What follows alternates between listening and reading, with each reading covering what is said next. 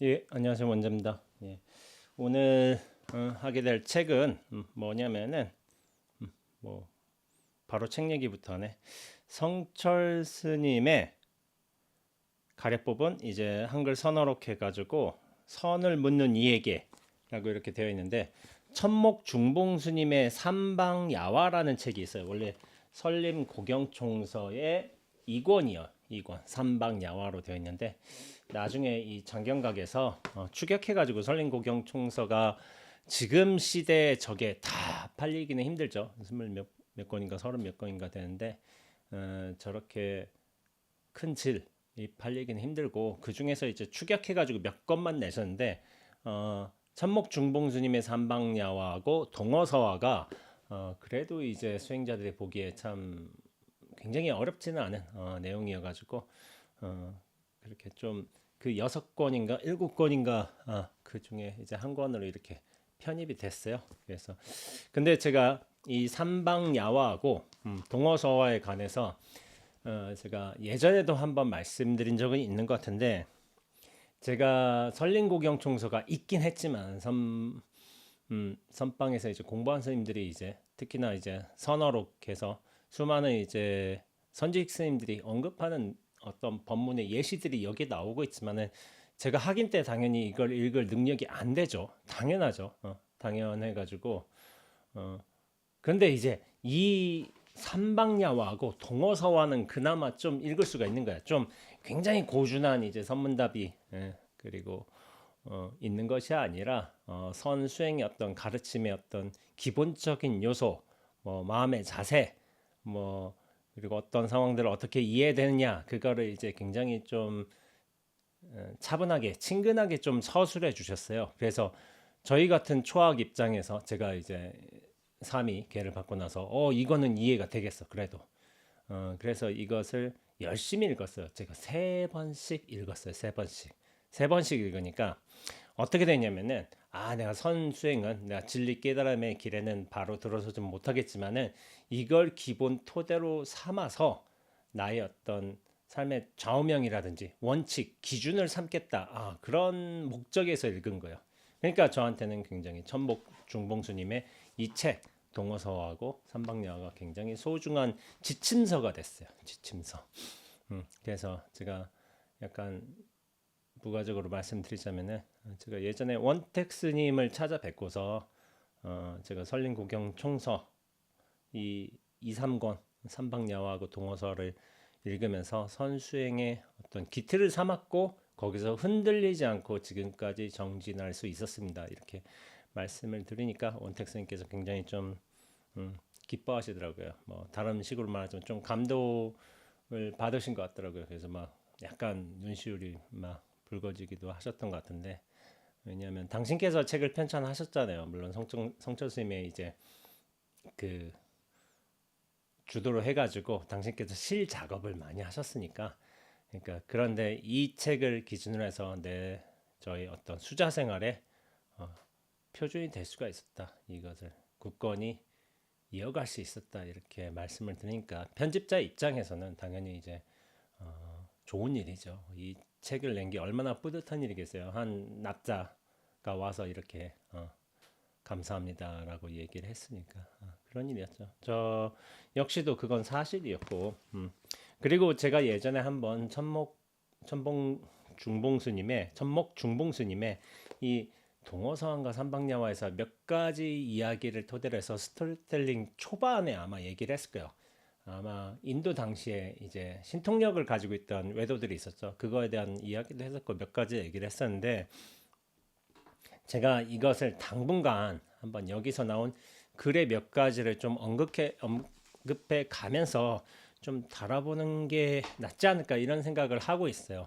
근데 이제 좀 그런 것도 있어. 뭐냐면은 이 책에 나오는 수많은 질문들, 사실 질문들이 엄청 어렵거나 그러진 않은데 명예욕의 본질이 무엇입니까? 뭐 세상사가 수행에 방해가 됩니까? 뭐 알미란 무엇입니까?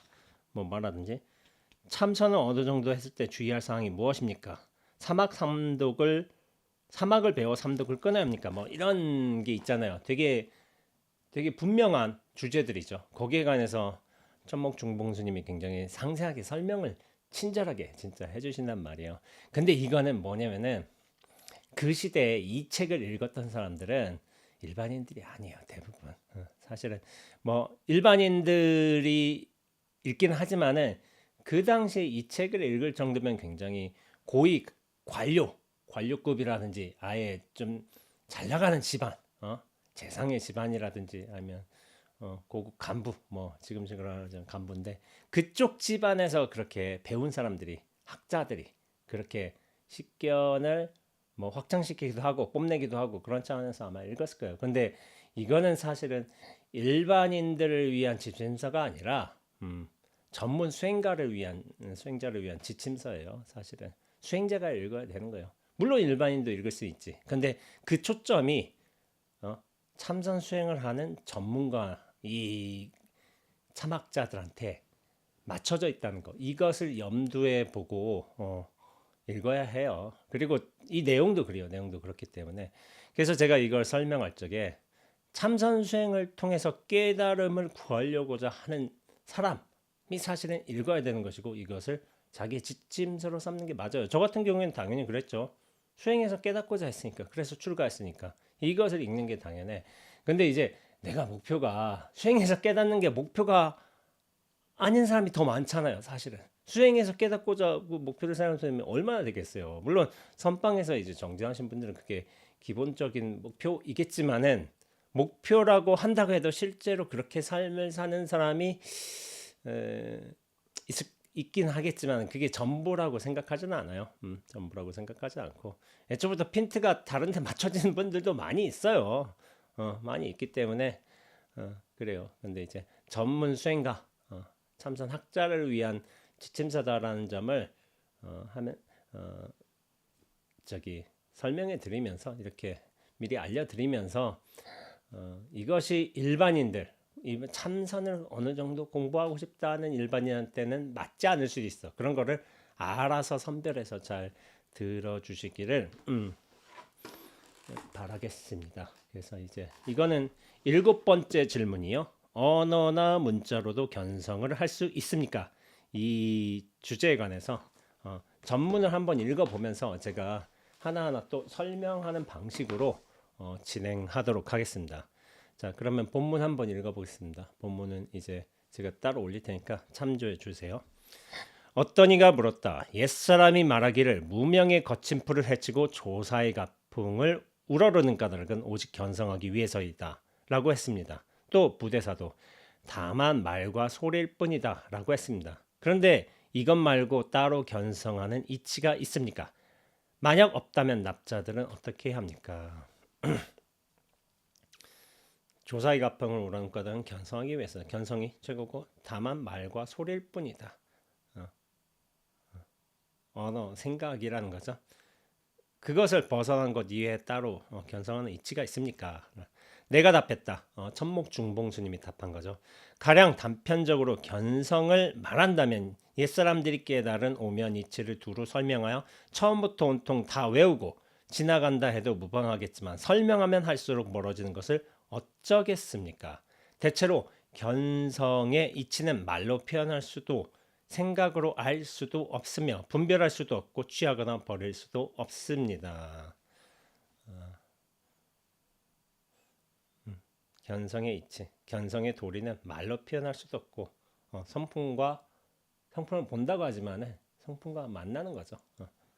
그러니까 생각으로 알 수도 없고 분별할 수도 없고 취하거나 버릴 수도 없습니다. 그러나 그것은 떠들썩하게 작용을 일으키고 움직였다 하면 그대로 참입니다. 일단 견성이 된다, 깨달았다 한다면 떠들썩하게 작용하고 움직여서 수많은 생사일로 벌어진다 해도 그것은 참이라고 하는 거죠. 그대가 한 털끝만큼이라도 아르마리를 가진다면 본체를 마주하더라도 개합할 수 없습니다. 내 분별 망상이 있는 거야, 생각이 있는 거야, 실체감이 있는 거야.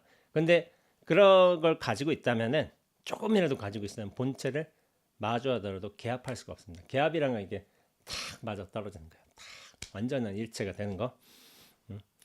요즘 눈 있고 귀 있는 자들 치고 견성을 말하지 않는 자가 누가 있습니까? 예, 참 이게 이 구절이 참 대단한 거예요. 이게 천년 전 말하자면 천년 전 글귀예요. 천년 전 글귀. 근데 야 요즘 눈 있고 귀 있는 야 모든 사람들이 다 견성을 말하고 있는데 견성 말하고 있는 있지 않는 자가 누구냐고. 다 견성을 말하고 있대. 이미 견성에 관해서 깨달음에 관해서 수많은 이제 논의들 설명들이 퍼져 나갔던 거야. 그것을 또 참학자 이렇게 참선하는 사람뿐만 아니라 일반인 사대부들도 알고 있었어요. 이 사람들도 이미 그걸 다 봤어. 경전도 보고 큰 스님들 말씀도 보고 서신 왕래도 하고 그랬어. 그들은 다른 사람들에게 견성에 대해 질문을 받으면 그거 아닌 것이 없다고 답합니다. 똑같죠 요즘하고. 세상에 깨달음 아닌 게 어디 있느냐. 모두가 부처다. 다 부처다. 이런 말을 하죠. 그러고는 교학에서 말하는 모든 법은 마음에서 나온 것이다 라는 말을 억지로 끌어들여 자기 주장의 근거로 삼으면 그대는 좋은 가르침이라고 생각합니다. 모든 것은 일체 유심조 마음에서 지어낸 바다라고 하고 있고 다 부처다. 일체가 부처 아님이 없다. 참 이 말도 그 천년 전에도 이거를 사람들이 다 언급했다는 거야. 지금도 그렇잖아요. 모두가 부처 아님이 없다. 물론 저도 그런 말 하죠. 하지만은 그 과정이란 것도 참 중요해요. 어떤 과정을 통해서 이런 결과가 이루어졌는가 이거에 관해서 다루는 내용인 거예요. 그래서 제가 예전에 한번 언급한 적이 있지만은 이제 공부하시다가 좌선 정진 하시다가 용맹 정진을 하신 분이 계세요. 저희 선배 스님 중에 망월사에서 장자부라를 특히나 하셨는데 그 선배 스님께서는 나중에 몸을 바꾸셨어요. 스스로 자살을 하셨는데 동굴에서 아마 굶어서 돌아가셨을 거예요. 몸이 안 좋고 해가지고 몸 바꿔서 새로 정진해야 되겠다 이런 생각으로 하셨던 것 같아. 근데 이제 그 스님이 이제 정진하실 적에 툭툭 말을 내던지는데 씩 웃으면서 이제 이 세상에 부처 아닌 게 어디 있습니까? 모두가 부처입니다. 이런 말씀하셨던 거야. 자, 그러면 스님들이 막 부참스님들이 스님 뭔가 도리를 알았구만 하고서 좋아해주고 뭐 그렇게 했지만은 곁에서 저는 듣고 있었죠. 듣고 있었지만은 그게 뭐 공부가 아닌 건 아닌데 아직은 부족해 보였다. 제 눈에서는 그랬어요. 제 눈에서는 여러모로 봤을 적에 단순히 그 말뿐만 아니라 그분의 삶, 행동, 말, 뭐 결과 그런 걸 봐서도 그것 가지고는 좀 안 된다는 생각이 좀 있었어요. 근데 제가 그 선배 스님 앞에서 그런 말 하겠어요. 그러지 않고 선배 스님이기 때문에 그냥 조용히 지나갔죠. 자, 다음 보자면은 말을 하려면 바로 해야 하고 근거를 대려면 분명히 돼야 합니다. 단지 그런 것과 생각 상응하려 든다면은 이루 말할 수 없이 멀어지고 말 것입니다. 왜냐하면 명근이 끊어지고 주체와 객자가 없어진 자리에서 바탕을 보고 깨달은 것이 아니라, 그러니까 뭐냐면 명근이 끊어지고 주체와 객자가 사라져 이 텅 빈 공성으로서 확 들어섰단 말이에요. 그런 것을 보고서 깨달은 게 아니라 다만 오음 육식의 의지에 통했기 때문입니다. 오음은 뭐냐면은 색수상행식 오음이죠. 육식은 안식, 이식, 빌식, 설신, 신식, 의식에 의해서 깨달았기 때문입니다. 의지에 통했기 때문입니다. 그러니까 뭐냐면은 자기 자신 주객이 완전히 사라지고 명근이 끊어지고, 그러니까 몸에 대한 집착, 생각에 대한 어떤 분별심에서 완전히 벗어나서 이게 통으로 화련히 깨친 게 아니라 생각에 의해서 뭔가의 어떤 느낌에 의해서 그런 것에 의해서 깨쳤기 때문에 사실은 제대로 상한 게 아니다. 이런 말씀을 하시는 거죠. 그저 말로 했을 때는 견성한 듯 하지만 정확하게 말해보면 미혹한 것이 아닐 수 없습니다. 책을 많이 봤어. 선생님들 법문 요소도 좀 듣고 뭐 백암록도 보고 뭐 그랬을 거 아니에요. 말하자면은 그러니까 뭔가 알아. 그러니까 말은 이제 뭐 누가 어떤 스님을 평가할 적에 그랬다 하대. 워낙 말을 잘하니까 저 입만 붙여라고 입만 막 그런 말을 했다고 해요. 어떤 선원장 스님들은.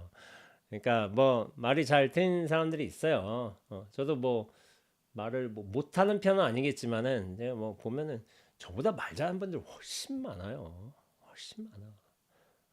그만큼 잘 깨고 계시고 잘 이해하고 계시고 그런 거예요. 그런데 이해는 개합이 아니에요. 이해는 개합이. 그거 스스로 알아야 돼요. 그저 말로 했을 땐 견성하다 하지만은 정확하게 말해보면 미혹한 것이 아닐 수 없습니다. 이미 읽었네요. 다시는 그대의 무명이 몰래 일어나고 사망이 멋대로 발생하는 대로 짓거리지 마십시오. 엄연히 말할 때는 엄연히 두 개의 본성이 있는 듯하니 생각 상응하기를 기대하나 그것이 될 일이겠습니까? 꼭 알아두어야 합니다. 견성한 사람에게는 오히려 상응하는 도리를 말하는 것조차 인정되지 않습니다. 하물며 상응하지 않는 것이겠습니까? 그러니까 여러모로 법, 진리에 대해서 설명한 거를 좀 스스로 좀 진흙탕 속에 들어간다. 뭐 입에 똥냄새를 풍긴다. 뭐 그런 식으로 비유하신 거죠. 진리에 대해서 말한다면은 그게 더 이제 지저분해진다는 일인 거예요. 예전에 그래서 이제 수덕사에 방장이셨던 원담 스님께서는 그런 말을 들었어. 도하고 똥은 비슷하대. 도하고 똥이 왜 비슷하냐? 그거 풀어 헤치면 헤칠수록 냄새가 난다는 거예요. 도도 이걸 딱 있지만 그거를 이해하고 분별하고 선별하고 다시 납득시키고 여러 언어 방식으로 또 바꾸고 남들을 이해시키고 그런 과정들이 분석하고 나열하고 정리하는 과정들이 오히려 냄새 난다는 거야. 똥도 그래. 똥도 그런 것처럼 똥을 이렇게 풀어헤치면 냄새 나잖아요. 그러니까 돈은 뭐 말하자면 그대로 놔두는 게 맞다 이거죠. 그거를 이해시키려 할수록 선별할수록 분별할수록 오히려 지저분해지는 일이다. 그런 식으로 말씀하신 거죠. 꼭 알아야 합니다. 이처럼 잘못된 견해를 가진 사람에게는 두 가지 허물과 착오가 있습니다. 말과 생각으로서 언어나 문자로서 견성할 수 있다고 믿은 사람들은 두 가지 허물과 착오가 있다는 거예요. 첫째는 스스로 발심하여 도를 배울 때 언어나 문자로서 도를 통하려 했기 때문입니다. 이것은 애초부터 결탄코 생사대사를 확실히 밝히겠다는 생각이 없었던 것입니다. 그러니까 생사대사를 밝히겠다는 어떤 의지로서 공부에 들어간 게 아니라 불교가 좀 매력적일 수가 있잖아요. 그 시대도 그렇고 지금도 그렇고 어떤 사람들은 그래. 불교를 어떤 방식으로 대하냐면은 그런 게 있었어. 나 자신을 돋보이게 할 수 있는 어떤 그럴듯한 철학과 사상으로 대하는 사람도 있어요. 왜냐면 야 이거 불교 논리 멋있는데 내 삶을 훨씬 더 진취적이고도 되게 풍성하게 만들 수 있겠어 해가지고 불교를 어떤 수단처럼 돼. 근데 목표는 뭐냐면은 진리나 깨달음 그 자체가 아니라 내 삶을 나라는 존재를 더 돋보이게 만들기 위한 어떤 방편으로서 쓰는 사람도 있대도요. 왜냐면 이거 아주 무화설 아주 좋아. 이걸 활용해서 뭘 주장하면 굉장히 괜찮겠어. 이런 사람도 있어요. 그러니까 애초부터 생사해탈이 목적이 아닌 거야. 깨달음 자체가 목적이 아니에요. 근데 많은 분들이 그래요. 생사해탈을 하기 위해서 여기 보세요. 생사대사를 확실히 밝히겠다는 생각으로서 이 공부를 하는 사람이 있는가 하면은 그렇지 않은 사람도 있어요. 그냥 슬쩍 선이 매력이 있는데 하고서 이거 한번 재밌겠다 해가지고 쓱 하는 사람도 있어요. 그게 물론 공부가 아니다라고 말할 수 있는 건 아니지만은 처음부터 생사해탈을 이 일대사를 밝히겠다는 목적이 있어야 되는 거예요. 목적이.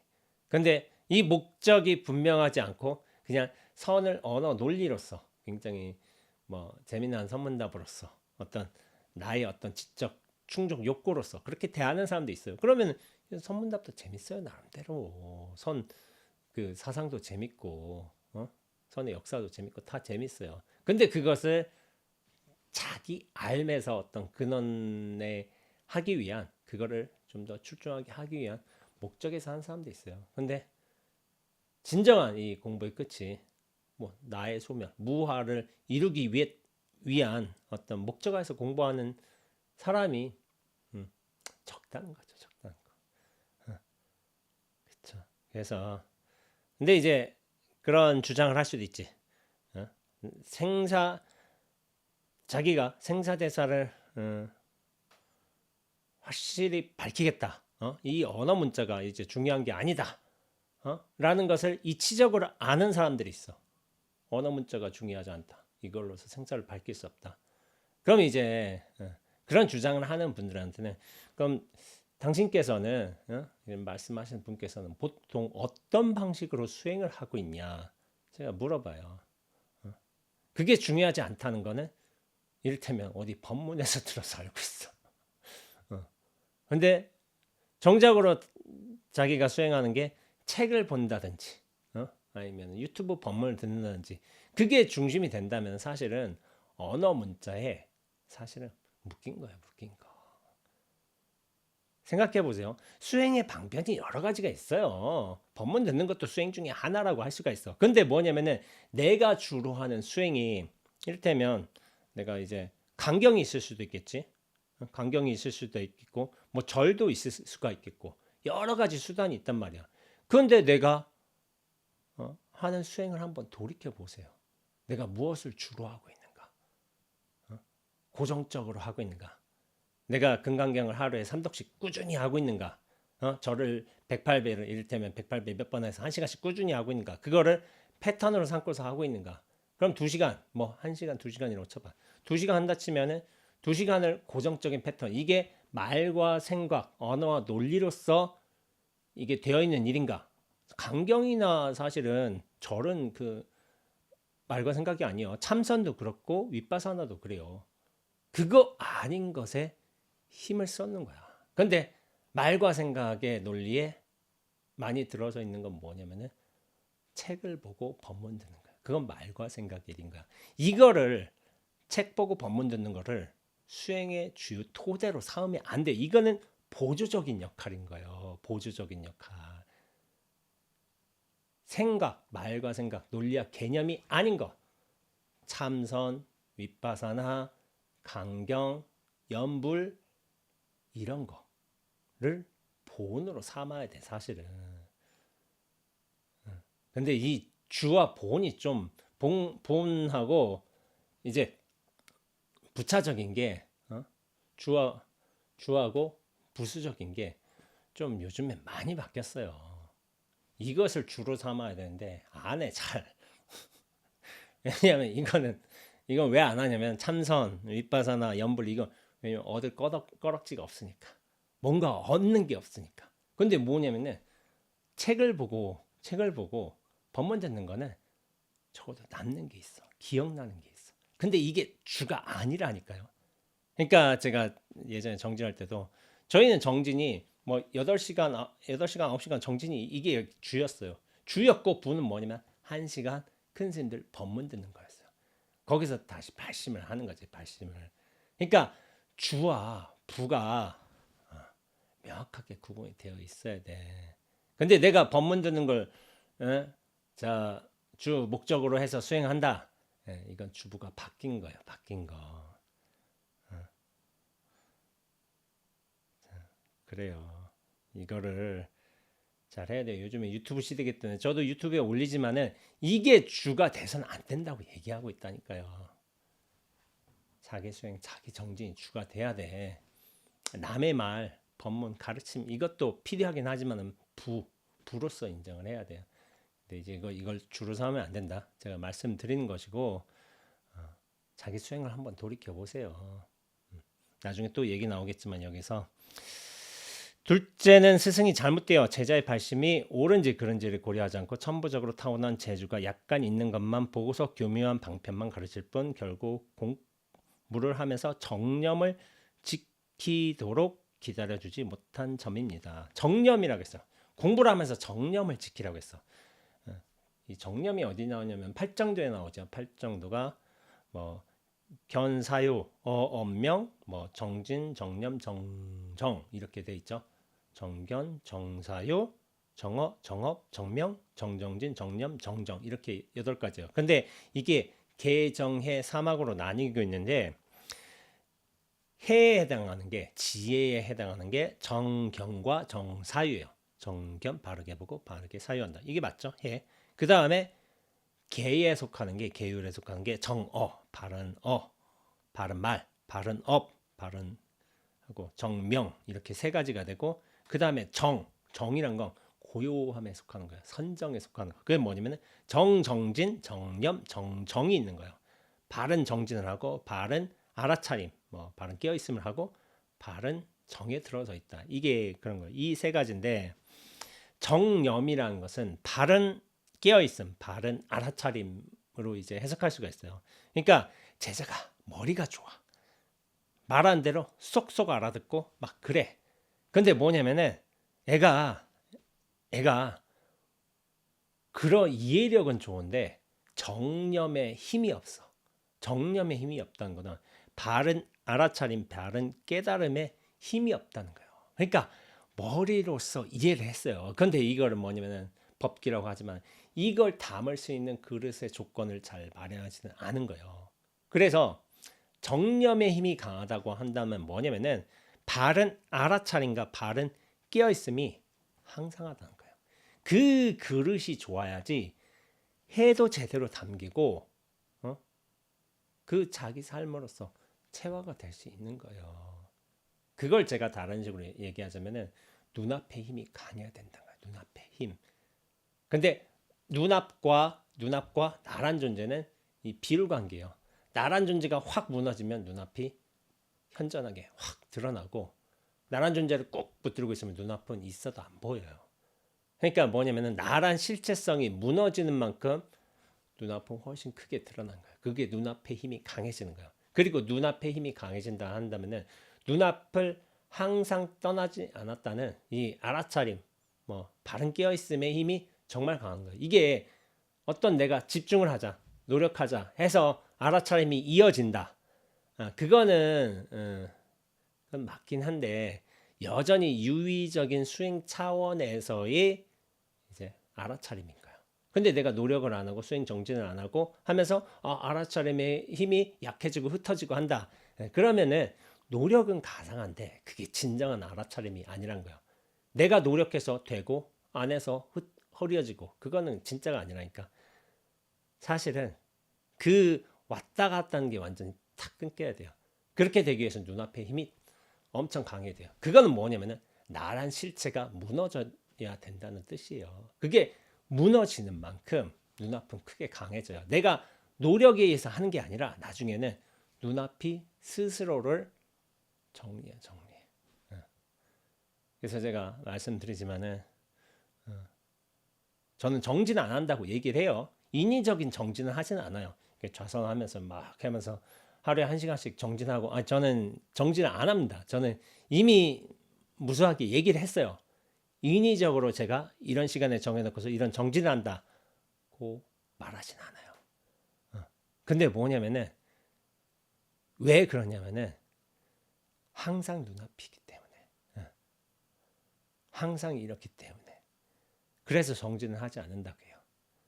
근데 뭐냐면은 항상 이런데 약간 의도를 가지고 어떤 이 선정력을 눈앞에 밀도를 높이는 경우는 있어요. 제가 법문할 적에 그래요. 일부러 그러는데 그걸 또 알아보는 사람도 간혹 있더라고요. 있더라고요. 그럴 때는 있어요. 근데 이 눈앞이 안정되고 공고해야 돼요. 이게 변치 말아야 돼. 내가 무엇을 한다고 해서 딱 챙겨지고 이거 챙겨줬다 하고서 딴 생각 망상에 이게 이거 내가 못 챙겼다. 이거 아니라니까 이거. 그게 노력이긴 해요. 그런 과정을 거치긴 하지만은 항상 해야 돼요. 평정해야 되는 것이고. 그래야 이제 눈앞에 힘이 압도적으로 강한 거예요.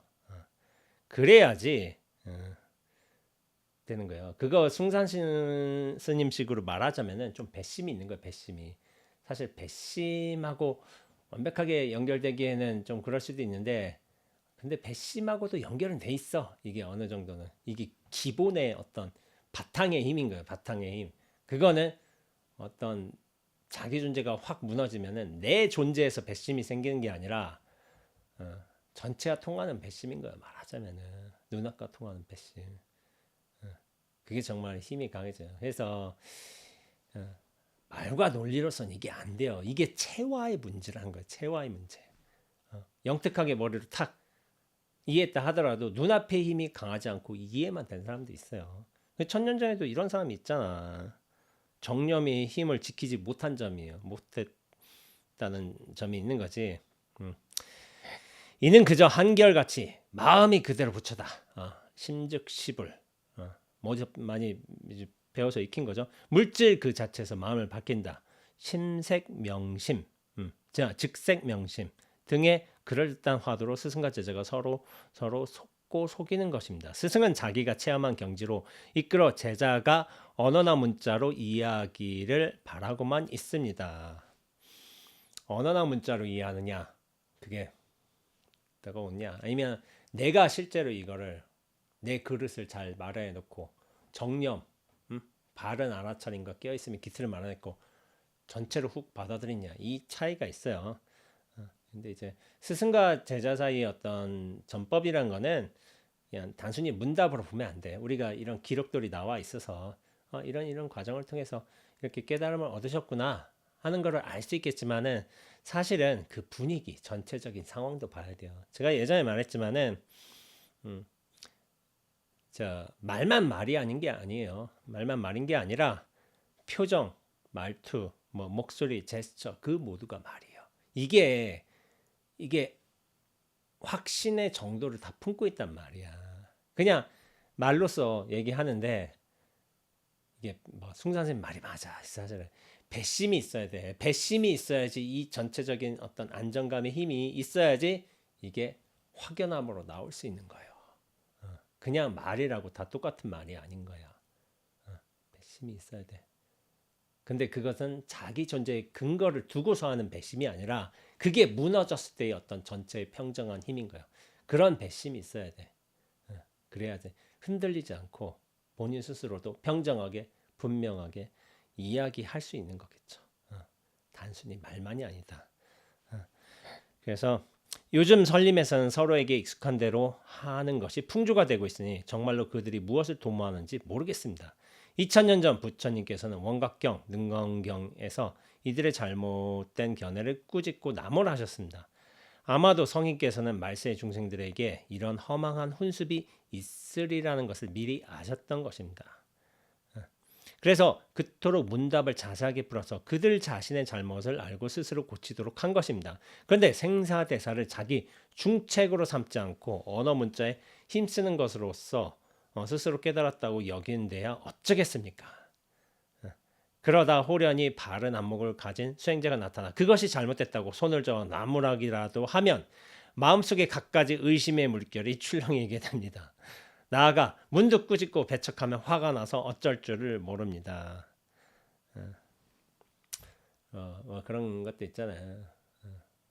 어떤 데서는 뭐 다른 공부 법문을 통해서 이제 공부를 주로 하는 데가 있어요. 여러 공부처가 많이 있잖아요. 견성이 이렇게 쉬운 거다. 견성은 너무 단순한 거다. 이렇게 얘기를 하잖아. 근데 그 견성은 제가 볼 적에는 한번 좀 깨어남 정도인데 깨어남의 밀도가 굉장히 낮은 수준의 견성인 거예요. 낮은 수준이. 그러니까 견성이 아닌 건 아니야. 본질적으로는 같아. 근데 뭐냐면은 실제 삶에서 힘을 얻는가? 그건 별개라니까. 나의 실체하고 완전히 무너졌는가? 그건 별개라니까. 자기 정념의 힘이 정말 잘 갖춰질수록 견성도 커요. 견성도 크기가 있어요. 다 똑같은 견성이 아닌 거야. 제가 그래서 점수화 시키잖아요. 10점짜리 견성이 있고 60점짜리 견성이 있고 80점짜리 견성이 있어요. 옛 성현들께서는 이 정념의 기틀을 잘 마련하셔서 60점, 70점, 80점짜리 견성을 하셨어요. 깨어남의 정도가 엄청 컸던 거야. 근데 지금은 이 정념, 바른 알아차림, 어떤 바른 깨어있음의 기틀을 적게 마련해서 보다 보니까 깨어남도 되게 밀도가 낮아. 모르는 건 아닌데 슬쩍 와요. 한 5점, 10점으로. 근데 그것을 어떤 내 깨어남의 기준으로 삼으면 안 돼요. 근데 요즘에는 뭐 어떤 뭐 저도 말한 적이 있지만은 뭐 깨달으면 뭐 민주화 시대라고 얘기를 했지만은 이게 다 알려져 있어. 그러니까 누구에게나 공평한 기회가 부여되고 있다는 차원에서 민주화 시대라고 한 것이지 똑같은 결과를 이뤄내는 건 아닌 거예요. 그래서 민주화 시대라고 하는 거야. 기회가 똑같다는 것이지 결과가 똑같지가 않아요. 누구나 이 깨달음을 추구할 수가 있다니까. 누구에게나 이 권리가 오픈되어 있다니까. 누구나 할 수도 있어. 그러나 누구나 성공하진 않아요. 이 70점, 80점, 이 완전히 수행이 끝날 때까지 가는 사람은 저는 예전에도 적고 지금에도 적다고 생각하고 있습니다. 근데 이 뭐 깨달음의 수준을 낮춰서 한 20점을 낮춰놓은 거야. 야, 그러면은 되게 많은 거지. 근데 애초부터 그 깨달음의 기준은 20점이 아니라니까. 80점이어야 돼, 80점.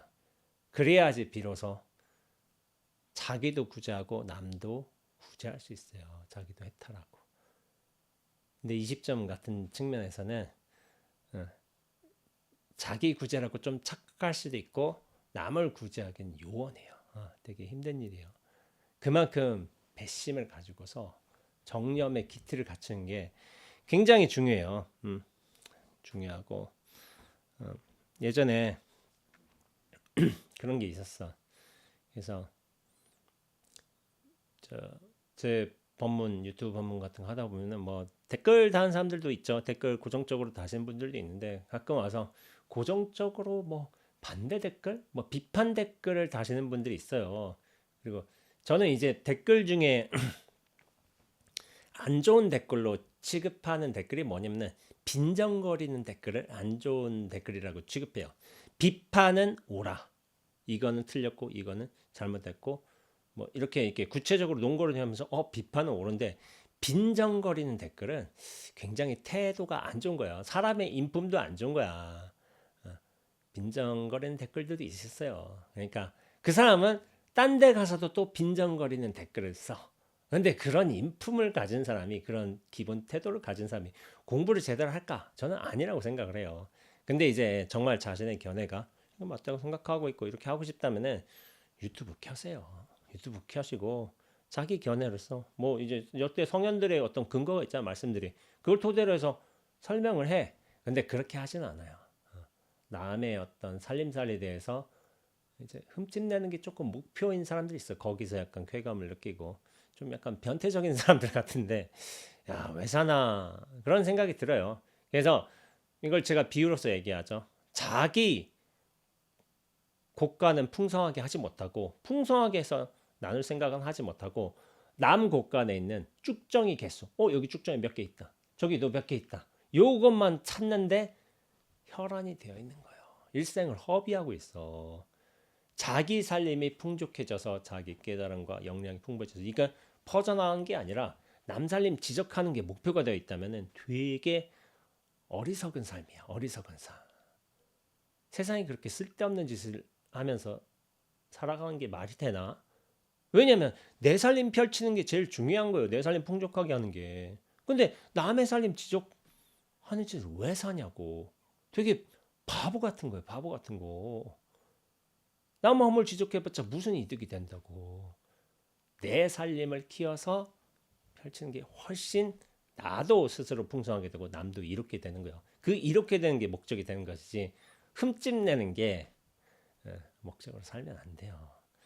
바보 같은 거예요. 바보 같은 거.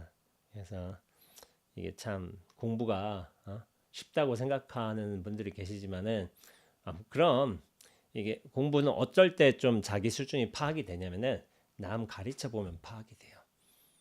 내 공부 내가 확실하다고 생각하잖아. 그러면은 그거에만 머물지 말고 내가 한번 남을 가르쳐 봐.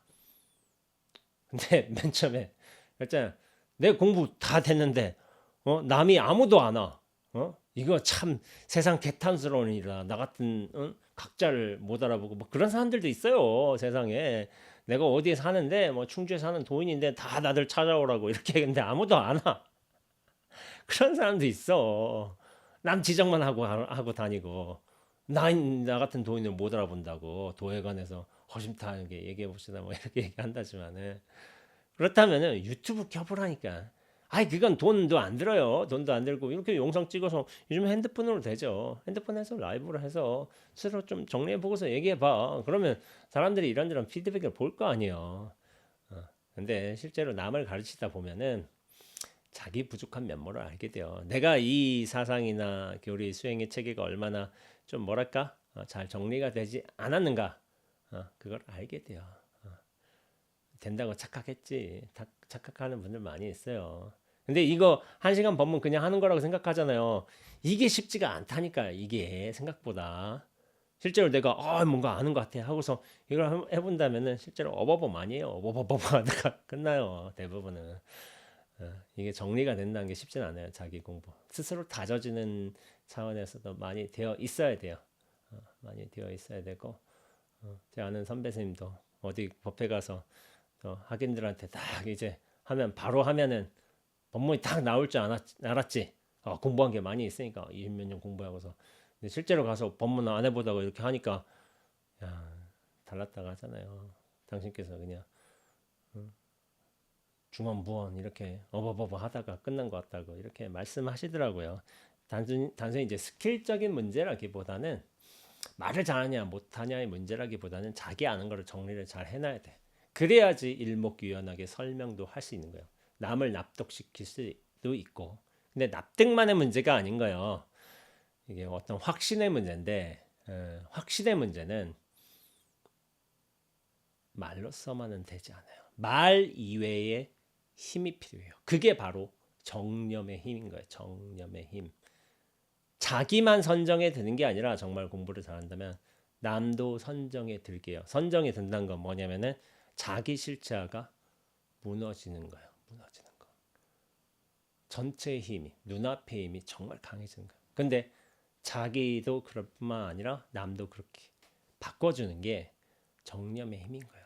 자기 확신이기도 하고 이게 체화의 힘이기도 해요. 그게 갖춰져 있어야지만 비로소 제대로 된 법문이 되는 거예요. 설법이 가마가 되는 것이고. 그래서 이렇게 알려거든 체득이 필요하죠. 체득. 머리로서는 안 돼요. 이게 이해로서는 안 돼. 이해로서는 남들을 감화시킬 수가 없어요. 감화는 다른 종류의 힘인 거예요. 그 힘이 훨씬 큰 거예요. 제가 볼 적에는. 그래서 체득을 한다면은 지금 이 순간 내 힘, 눈앞의 힘이 엄청 강해지게 돼 있어요. 그것에 바탕을 두고서 사실은 자기 공부도 이어가는 것이고 설법도 하는 것이고 남들도 깨우치게 할 수 있어요. 이 힘을 정말 잘 갖춰야 돼요. 그래서 좀 지났나? 2가지 문제점이 있잖아요. 공부하는 사람이 2가지 문제점이 있다고 말씀하시는데 정말 이 생사 해탈의 이 목적을 가지고 공부를 하느냐 이게 첫 번째고 2번째는 정념의 힘을 정말 갖추고 있느냐 이 2가지 문제를 지적하는 거예요. 그래서 공부하시는 분들 이 본문 들으신 분들 생각해 보시면 돼요. 내가 정말 이 생사해탈의 일생 최대의 목적인가? 내가 그에 걸맞게끔 살아왔는가? 한번 돌이켜 보시고 난 이것만을 위해서 살아왔다. 이것만을 위해 살겠다. 뭐 내 삶이 그랬다. 뭐 앞으로 5년 뒤부터 그러겠다 이런 게 아니라 그렇게 철두철미하게 살았다. 그걸 물어본다는 것이고 내 정념의 힘, 선정의 힘, 알아차림의 힘, 깨어있음의 힘이 정말 강한가 돌이켜보라 이거예요. 내가 생각으로서 이해한 게 아니라 전체로서 확신이 들어야 돼요. 이 2가지 문제점을 지적하고 있는 거예요. 지금 천목중봉수님께서 당신이 정말로 이 일과 단 한 번에 상응하고자 한다면 무엇보다도 눈으로 보고 귀로 들었던 언어나 문자를 싹 쓸어버려야 합니다. 만약 털끝만큼이라도 그런 것들이 마음속에 응어리져 있으면 이야말로 지독한 독이 심장에 들어간 것과 마찬가지입니다. 이렇게 되면 설사 부처님이라도 구제하기 어렵습니다. 자기 생각이 꽉 차 들어있는가? 정말 이 깨달음이 잘 와야 되는데 자기 생각, 견해, 설사 법문의 내용들이라 하더라도 이게 자기 분별심으로서 들어설 수가 있어요. 그래서 자기 체득, 자기 체화 이게 정말 중요한 것인데 이게 제가 얘기하지만은 어느 정도 수준 이상 가야 돼요. 이게 밀도, 제 눈앞에 밀도를 항상 얘기하고 있지만 10점에서는 안 돼. 20점도 안 되고요. 50점이면 좀 생각해 볼 수가 있어요. 60점 가야지. 60점 정도 간다면 사실 대단한 거예요. 사실 그렇게 가는 사람 저는 거의 없다고 보고 있어요. 거의 없다고. 뭐 20점 많아. 30점도 저는 많아요. 많아. 근데 60점 이게 전혀 흔들리지 않고 완전히 안정된 토대를 구축했다. 눈앞에 힘이. 그런 분은 거의 없어요. 제가 아는 분 중엔 거의 없습니다. 없어요. 선원에서도 없어요. 선원에서도 몇 분 좀 계시긴 한데 없어요. 거의. 근데 제 아는 얼마 전에 어떤 뭐 선원장 스님을 만났을 때도 그렇더라고요. 그 선원장 스님께 제가 이제 제 공부 경계를 말했어요. 공부 경계를 말해서 이런 상태고 요거 갖고 요거 해서 요런 상태가 이렇습니다 해가지고 전 수행을 하지 않습니다라고 얘기를 하고 선원장 스님이 제가 왜 달라졌는지 알겠다고 몇 년 전과 봤을 때하고 깜짝 그분도 뭐를 보는 분이라 뭔가 많이 달라졌다고 이렇게 말씀하시더라고요. 그러니까 왜 달라졌지 뭔가 이유가 있을 텐데 수행을 열심히 한다고 생각한 거예요. 저한테 선생님 그동안 무슨 수행을 어떻게 했냐고 저한테 이제 물어보신 거예요. 그래서 전 수행 안 합니다라고 얘기를 했어요. 얘기를 하니까 아니라고 이거는 이렇게 사람이 이렇게 달라질 수가 없다고 이렇게 아니면은 그래서 제가 이제 제 수행의 과정들을 말씀드렸죠. 이게 눈앞의 힘이 온전하게 탄탄하게 움직이지 않을 정도 뭐 이제 안착한다면은 그 안착의 정도가 다 달라요. 그래서 공부 진짜 열심히 해야 된다 뭐 이렇게 말하기엔 그런데 이게 정말 분명해질 때까지 가야 되는 거예요. 몇 번 경계를 치렀다. 그건 안 돼요. 그건 저도 예전에도 있었어요. 왜 없었겠어. 근데 흔들리고 바뀌고 변화하고 이런 거를 공부로 삼으면 안 돼요.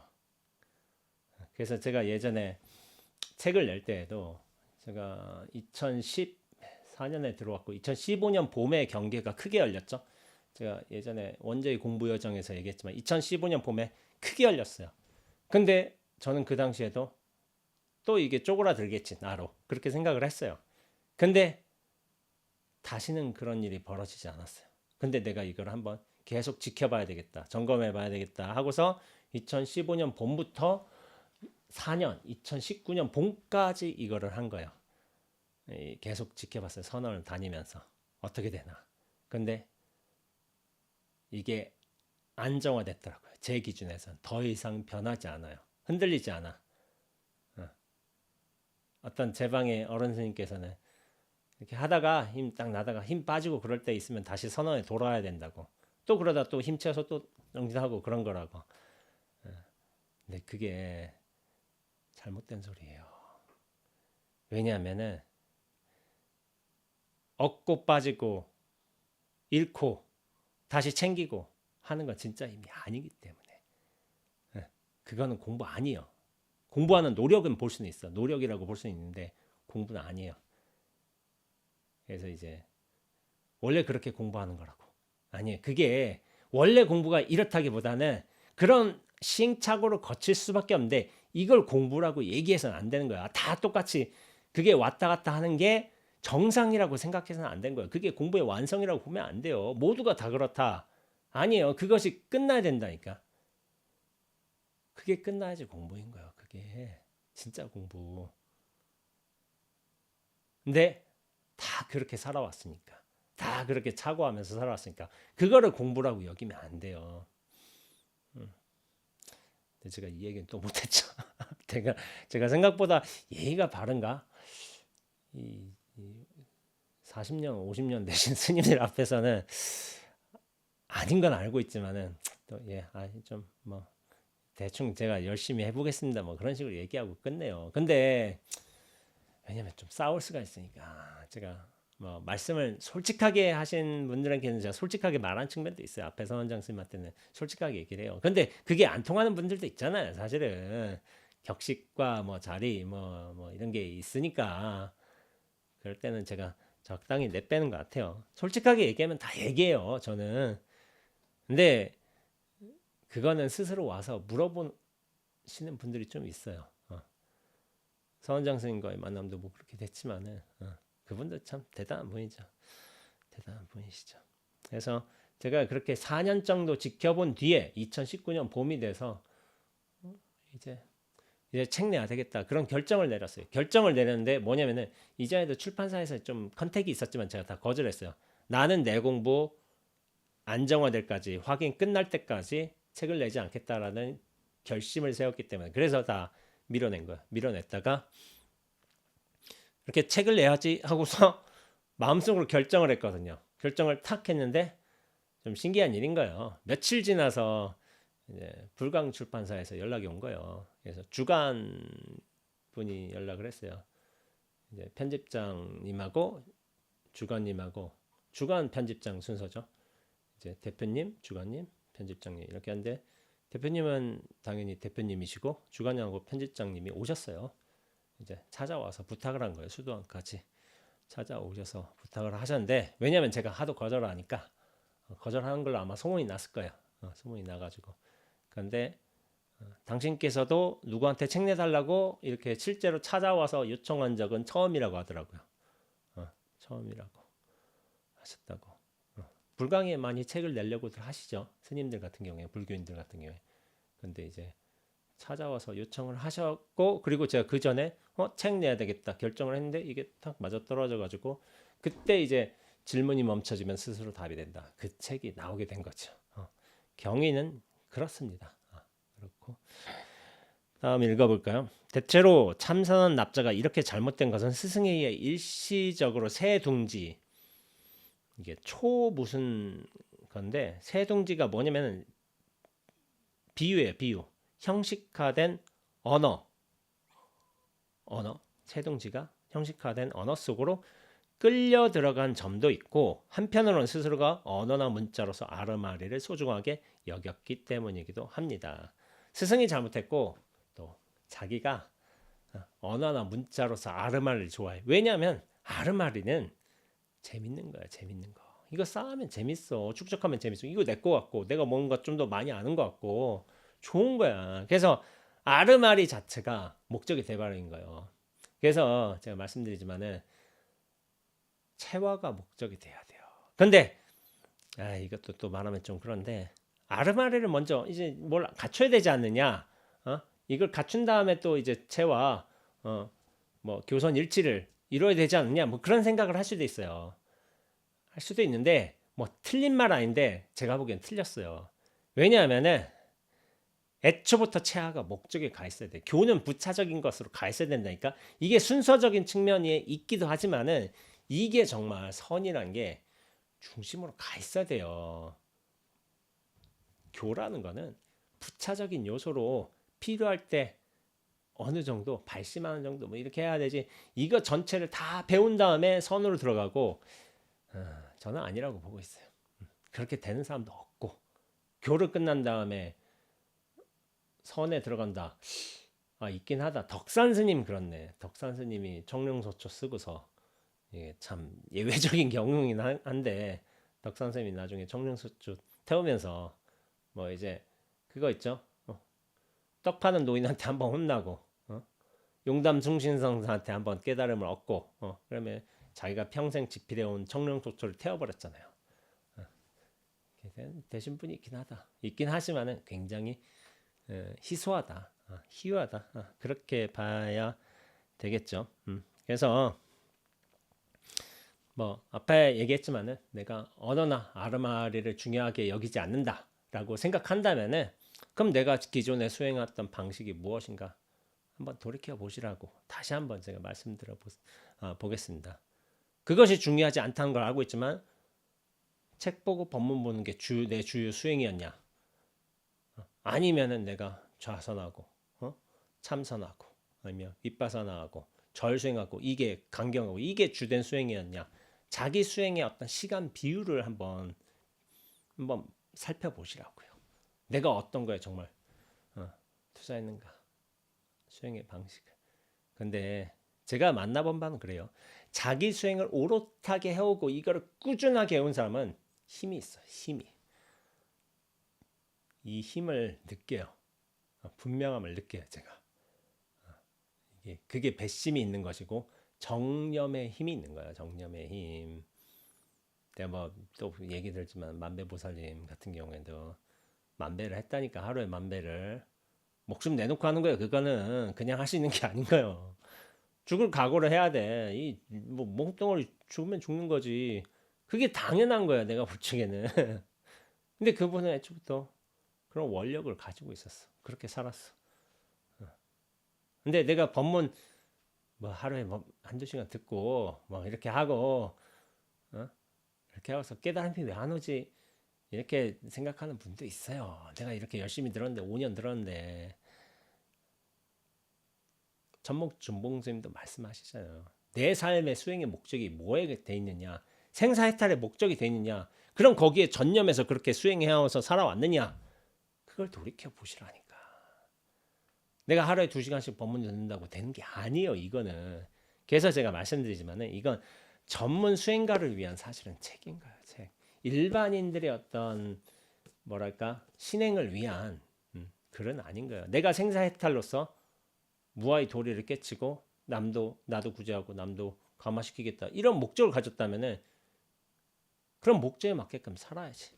그리고 제가 예전에 어떤 분한테 말한 적도 있지만은 자기가 정말 보온으로 삼고 있는 어떤 스승이 있다면은 그 스승이 어떻게 살아왔는가 생사해탈했다고 믿고 있다면은 그 스승의 삶을 보란 말이야. 삶을 어떻게 살아왔는지 나는 무엇이 부족한지 어떤 자기 보온은 있을 거 아니야. 롤모델은 그거를 살펴보란 말이에요.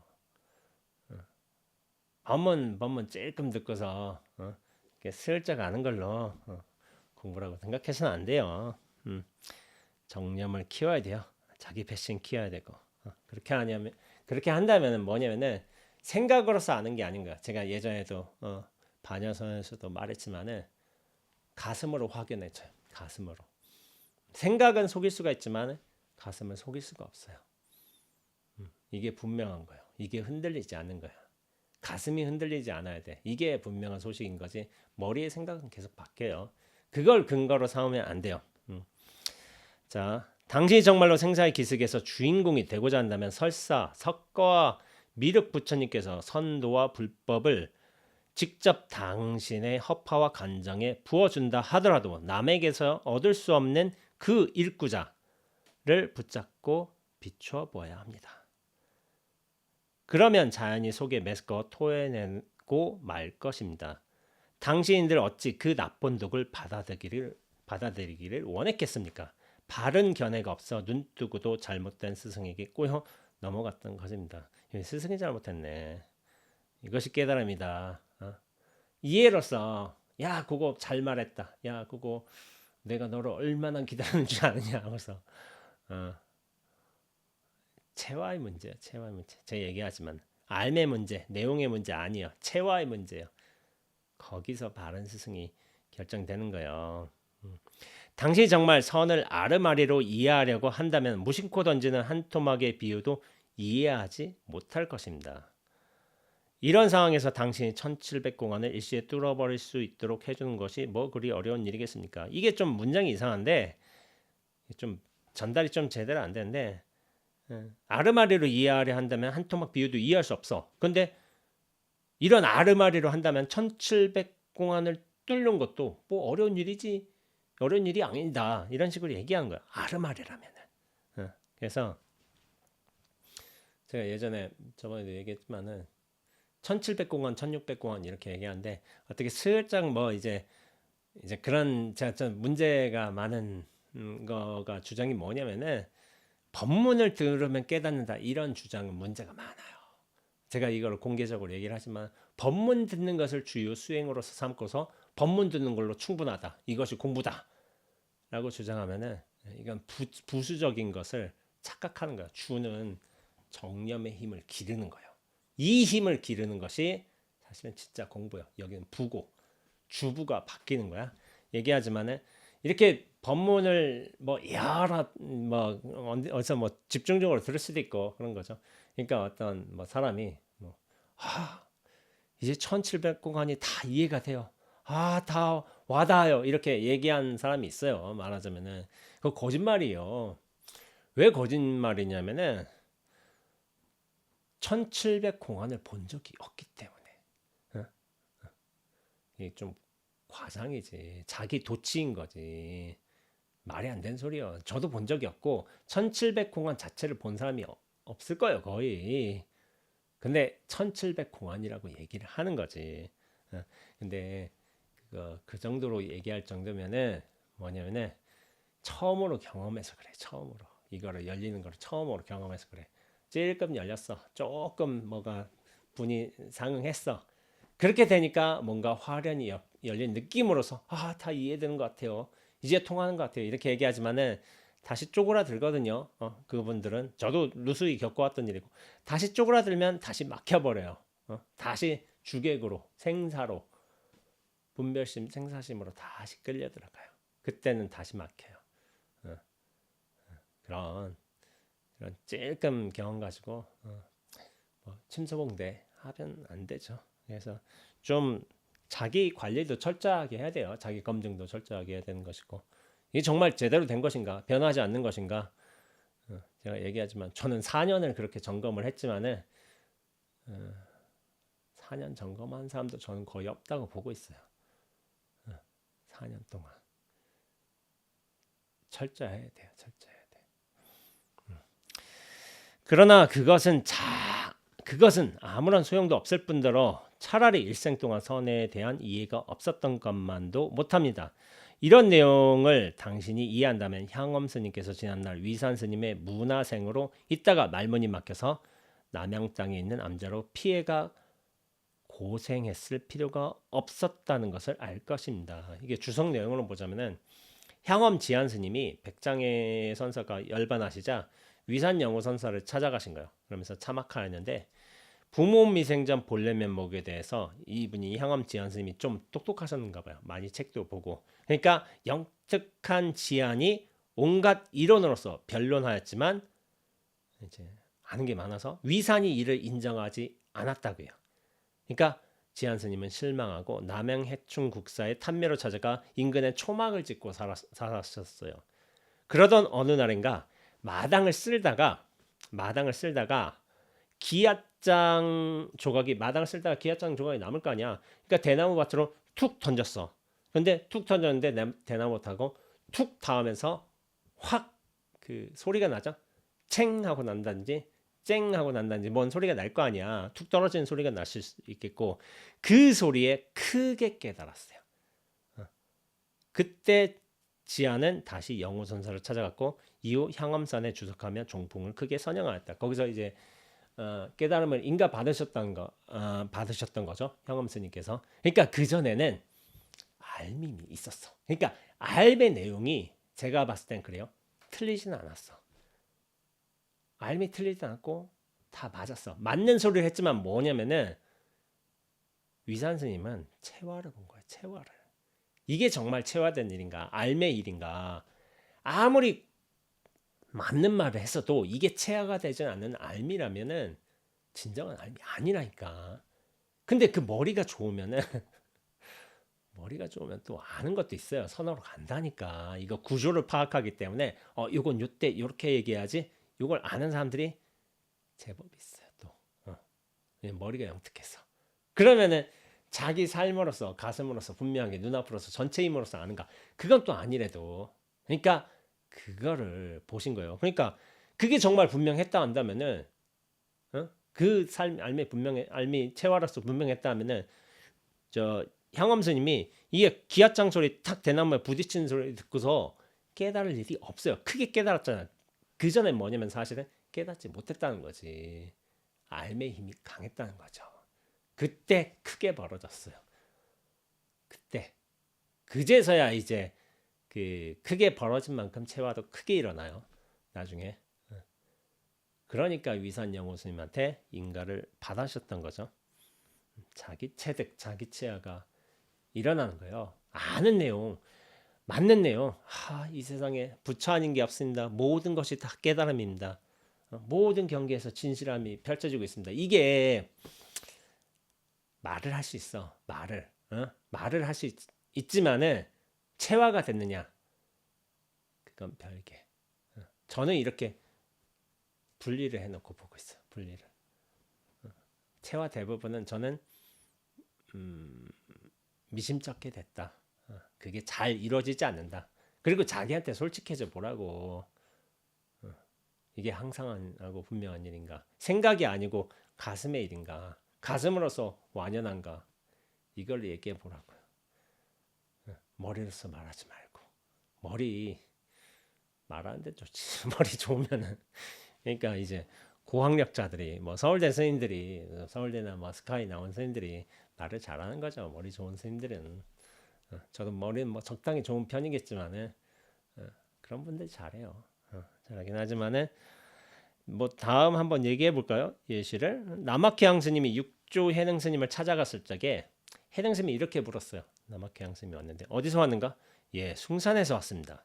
한 물건이 무슨 한 물건이 이렇게 왔는가 하니까 무슨 한 물건이 탁 막혔어. 남학회양 스님이 다시 숭산으로 돌아가서 한마디도 말 못하고서 그러니까 해능 스님은 툭 던지듯이 무슨 한 물건이 이렇게 왔는가 여기에 통째로 막혀버린 거야. 그러니까 남학회양 스님이 그때 8년 동안 정진을 했어요. 이 한 물건 치열하게 정진했겠죠. 그러니까 안목이 확 열렸어. 다시 찾아가서 해능 스님한테 무슨 한 물건이 이렇게 왔는가 하니까 회양 스님이 말한 거예요. 설사 한 물건이라고 해도 옳지 않습니다. 라고 한 거예요. 근데 제가 얘기하지만은 이게 우리는 답을 알고 보는 거잖아요. 이 한 물건이라도 해도 옳지 않습니다. 이걸 답을 알고 봤어. 이거 하는 거하고 이걸 이렇게 우리 이렇게 알아서 얘기하는 거하고 8년 동안 내가 이 한 물건에 대한 공안에 정말 전심을 다해서 공부했어. 자기 삶으로서 체화를 했어. 그런 상태에서 나오는 한 물건이 해도 한 물건이라고 해도 옳지 않습니다. 이 말하고는 달라요. 그러니까 이게 뭐냐면은 단순히 말 대답의 문제가 아니라 그 분위기, 기계, 상황, 표정, 말투, 뭐 제스처 다 봐야 된다는 거예요. 그러니까 이거는 단순히 내용의 문제가 아니랄까. 앞에 그렇잖아요. 분명히 향엄지한 선생님들 다 알았을 거야. 근데 그게 아니라니까. 체화로서 일어난 알면 깨달으면 달라요. 그거를 체크해야 되는 거야. 그거를. 그러니까 여기서 달라졌어. 육조스님이. 근데 여기서 끝나지 않죠. 이후에 해능 스님이 다시 질문한 거죠. 닦아서 증득하는 것인가? 하니까 닦아서 증득하는 바가 없지는 않으나 본래 오염될 수 없습니다. 이 깨달음은 자성의 자리는 눈앞은 닦아서 증득되는 바가 없지는 않으나 본래 오염될 수 없습니다. 라고 한 거야. 그러니까 닦아서 증득된 바가 없지는 않아. 그렇다고 있는 것도 아니야. 그러니까 이게 뭐냐면은 깨닫기 전에는 수행이 필요하지만은 깨달은 뒤에는 수행이 필요 없어요. 무명일 때는 수행이 필요해. 무명의 상태에 빠져 들어갔으니까. 착오가 있으니까. 무명 업식에 사로잡혀 있으니까. 그런데 이 화련이 벗어나고 난 뒤에는 수행은 더 이상 필요가 없어요.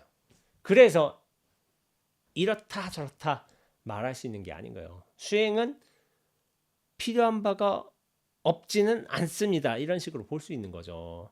착각만 없다면은 수행은 필요 없어요. 수행은 애초부터 할 필요가 없다고 얘기하는 게 아닌 거예요. 조건이 있다니까. 착각이 없어야 되는 거야. 착각이 없다면 수행도 필요 없어. 착각이 있다면 수행도 어쩔 수 없이 해야 되는 거야. 그렇게 알아야 돼요. 수행이 애초부터 필요가 없다. 헛소리예요, 그냥. 그러면 착각이 없었어야지 처음부터. 그렇게 된 사람은 굉장히 드물어요. 굉장히 드물고. 그러니까 본래 오염될 수 없습니다 하니까 오염되지 않는다는 것이야말로 바로 모든 부처님들이 혼념하는 바이다. 그대가 이미 그러하였고 나 또한 그대와 같다 하고서 인가 끝나요. 바로 끝나요. 이렇게 면문답 탁 왔다 갔다 하면서. 근데 이게 다음이 또 재밌어요. 해양스님이 해능스님한테 인가를 받았어. 그 다음에 어떤 일이 있었는지 아세요? 떠난 게 아닌 거예요. 해능스님 밑에서 15년간 곁에서 시봉을 한 거야. 이 곁에서 15년간 왜 시봉했느냐? 공부 끝났잖아. 마쳤잖아. 완전히 안목을 얻었잖아. 예, 다지기 한 거예요. 다지기 한 거예요. 이 다지기 작업이 필요해요. 또 이 깨달음을 얻었다고 이 본자리가 이 성품의 자리가 분명하게 확인됐다 하더라도 삶으로서 힘을 얻는 데까지는 또 시간이 또 필요해. 노력도 필요하고. 이게 노력으로서 얻게 되는 깨달음이 아니지만은 이 삶의 경계는 닦아갈 수가 있어요. 삶의 경계는 좀 더 원만하게 그렇게 닦아갈 수가 있어요. 그런 과정을 거치신 거예요. 그러니까 또한 아난이 능엄회상에서 슬피 우느라 애쓰지 않아도 됐으리라는 것을 알 수 있습니다. 아난 같은 경우에는 서가모니 부처님이 돌아가셨을 적에 옆에서 가장 구슬프게 울었던 게 아난인 거죠. 사람의 도리로서는 당연히 맞는 거죠. 스승이 돌아가셨으니까 가장 슬피 울고 있어. 근데 이제 첫 번째 마하가섭은 또 그렇진 않았죠. 뭐 딴 데 있다가 이제 며칠 뒤에 오셨었지만은 슬피 울었어. 근데 아나는 결집에 나중에 참여를 하지 못했죠. 왜냐하면 깨닫지 못했기 때문에. 아란이 되지 못했기 때문에 결집에 참여를 못했어요. 부처님 경전을 달달이 외우고 있는 그 총명한 아난이었지만은 깨닫지 못한 이유로 결집에서 제외가 됐어요. 그러니까 깨달음이란 게 굉장히 중요한 거예요. 아는 게 중요한 게 아니라니까. 아는 거 없어도 깨달았으면 결집에 참여할 수 있어요. 근데 아는 만큼 아는 사람이 어디 있어? 총명하지, 똑똑하지, 아는 게 많지. 요기식으로 말하자면은 언어나 문자의 어떤 총체인 건데 못 들었던 거예요. 그 자리에 생사 일대사를 해결해야 되는 거예요. 그러니까 아난 같은 경우는 예전에 그 뭐 낭떠러지 뭐 다리 같은 데서 외발로 딱 서 있다가 외발로 서면서 막 용맹정진한 거예요. 이 결집에 참여하기 위해서 자기 빼고 나머지 뭐 아홉 제자들 다 들어갔잖아. 자기만 빠졌잖아. 제일 곁에서 오래 있었는데 사람들도 야 제일 곁에 오래 있었는데 부처님 법을 제일 많이 할 텐데 못 깨달았다고 얼마나 좀 시비 구설수가 있었을 수도 있잖아요. 말하자면은 얼마나 울분이 나겠어. 그러니까 한 발로 서 있으면서 정진을 한 거야. 용맹정진. 그러다가 너무 피곤해서 방에 들어가서 이 목침에 잠깐 자려고 목침에 머리를 탁 대는 순간 깨달았어요. 목침에 탁 머리를 대는 순간 깨달았어. 촉감의 인연으로 깨달은 거야. 촉감의 인연으로. 촉의 인연으로 이제 법이 들어온 거죠. 진리가. 그렇게 됐어요. 간절해야 돼. 간절해야지 들어와요. 그래서 제가 얘기하지만 정말 얼마나 간절하냐 그거 자신한테 물어봐야 돼요. 나 정말 이거 아니면은 살아갈 의미가 없다. 이것만을 위해서 내 전생을 다 헌신한다. 이런 자세를 갖추고 좀 깨달음이 제대로 오느냐 안 오는지 좀 얘기하면 모르겠는데 좀 세상에 즐거운 놀 일도 많고 뭐 이게 뭐 해야 될 일도 가족도 다 뭐 해야 되고 뭐 이런 일들을 다 하고서 부차적으로 1시간 조금 시간 내고서 아니 이 깨달음이 왜 나한테 안 오는가 이렇게 얘기하면 안 돼요. 그러니까 제가 선택사항을 든 게 선택사항. 깨달음이 진정한 목표냐라고 한다면 그에 걸맞게 살아보세요. 내가 존경하는 선지식이 어떻게 살아가는가 내가 그거에 대한 삶을 돌이켜보면서 내 삶도 한번 견주어 보면서 좀 반성할 거 하고 내가 전심으로 노력을 해본단 말이야. 그러면 깨달음을 위한 삶을 갈 수가 있어. 근데 내가 그렇게 아닌데 왜 깨달음이 나한테 오지 않느냐 이런 망언을 하면 안 돼요. 자기가 좀 노력을 해놓고 좀 그런 소리를 하든가 말든가 해야지. 그 노력의 층위가 결코 낮지 않다니까요. 경계는 슬쩍 올 수도 있어. 슬쩍 올 수도 있고, 근데 슬쩍 오는 만큼 슬쩍 사라져요. 근데 이 온전한 깨달음이란 건 결코 슬쩍 오지 않아요. 다 필요한 준비 과정이 있어요. 그 준비 과정을 정말 내가 제대로 해내었는가, 그거를 좀 살펴보시란 거예요. 자, 다음 좀 많이 했는데, 1시간 17분 갔어. 근데 페이지가 6페이지라서 좀 빨리빨리 한번 가보죠. 그대는 상대의 말을 이해했다고 해서 그것이 진정 깨달은 것이라고 말하면 안 된다는 점을 알아야 합니다. 이해는 깨달음 아니에요. 법문 들어서 그렇지 이거 공부 아니에요. 제가 볼 적에 그거는 어떤 계기를 주는 거야. 계기를. 내 공부 아니에요. 가령 깨달은 내용을 정확하게 인용해 주장하더라도 이는 벌써 걸맞지 않는 것입니다. 내가 그걸 다 이해했어. 내가 똑같이 주장을 해. 그것도 아니라고. 왜냐면 체화가 되지 않았기 때문에. 체화가 아니기 때문에. 하물며 사량 분별로 그럴듯한 언어나 문자를 매개로 하여 험하게 눈앞에 나타난 소소영영한 헛개비를 주인공이라고 잘못 알고 보배처럼 아끼며 가슴에 새겨두는 것이겠습니까? 눈앞에 뭐가 있어? 소소영영한 주인공이 있대. 그런 말을 하기도 하는데 눈앞에 무엇이 나타나고 사라지고 하는 것이라면은 생사가 있는 것이라면은 왔다 갔다 하는 것이라면 그건 역시도 내용물인 거예요. 오지도 않고 가지도 않는 거. 내용물이 아닌 거. 그 언제나 항상 했던 거. 그것이 눈앞인 거예요. 전 눈앞에 무엇이라고 얘기하지 않아요. 그러니까 그런 표현을 별로 안 좋아해. 물론 그렇게 얘기하는 선사들이 좀 있었어요. 지금의 공부인들도 좀 그렇고. 근데 그냥 눈앞만을 얘기할 뿐이야. 눈앞. 여기엔 내용물이 없기 때문에 눈앞 자체는 눈앞에 드러난 경계나 현상은 내용물들이요. 근데 눈앞 자체는 내용물이 아닌 거야. 이 텅 빈 전체이자 환하게 열린 이 전체야, 전체. 그거예요. 그거기 때문에 내용물이 없어요. 그러나 그 안에는 무언가 내용물이 있겠지. 근데 그게 중요한 게 아니라니까. 이 전체가 중요하다니까. 이는 실로 미혹한 사람 중에서 가장 미혹한 사람이라고 하겠습니다. 이것을 오래도록 고치지 않으면 훗날에는 반야를 잘못 말했다는 과보를 받을 것이며 가까이는 죽는 마당에 후회한들 무슨 소용이 있겠습니까? 그렇죠? 옛날 해충국사께서는 말씀하셨습니다. 요즘 남방의 불법이 크게 변해버렸다.